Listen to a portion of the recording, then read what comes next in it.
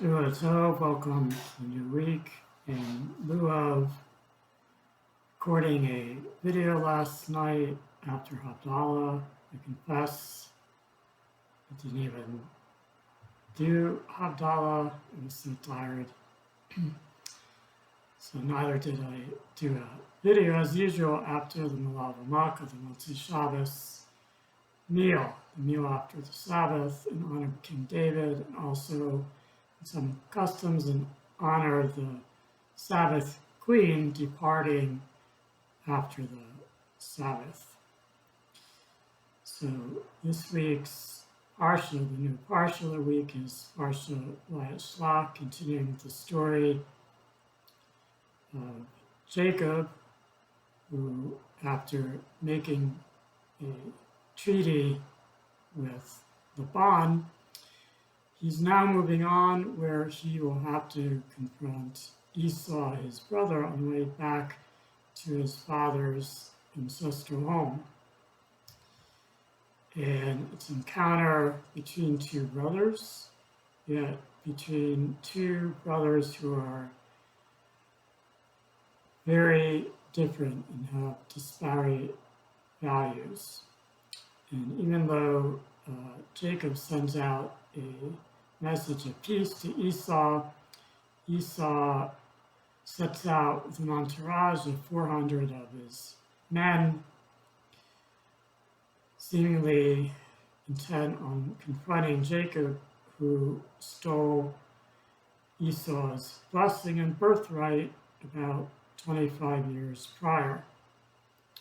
And so apparently there's still enmity in the heart of Esau for his brother Jacob. But when Jacob arrives with his family, after sending ahead many gifts to Esau from his flock, he bows down, and his family bows down to Esau, even referring to him as Lord, showing utter respect and deference to Esau.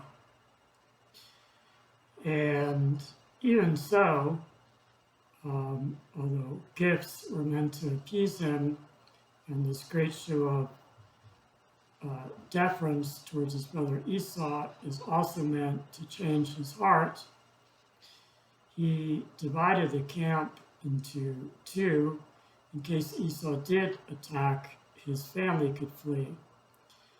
And it's also said by the sages that, in fact, he also prepared for war as a third potential strategy if that was indeed unavoidable.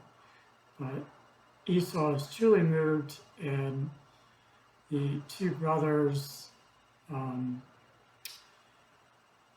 put the past behind them, and yet only for a moment, and they each go on their way. And it's written that there will always be enmity between Jacob and Esau, even the descendants of Jacob and the descendants of Esau today. I'll leave you with that. Instead of tracing the lineage of Esau through the Edomites and the Romans, etc. Obviously, if the Romans are descendants of Esau, and they are, you can see how the enmity continued to persist, as much that around 2,000 years ago it was the Romans that destroyed the Second Temple. Yet we look to the building of the temple, the third temple, and the reign of Mashiach, the Messiah. So, have a good week.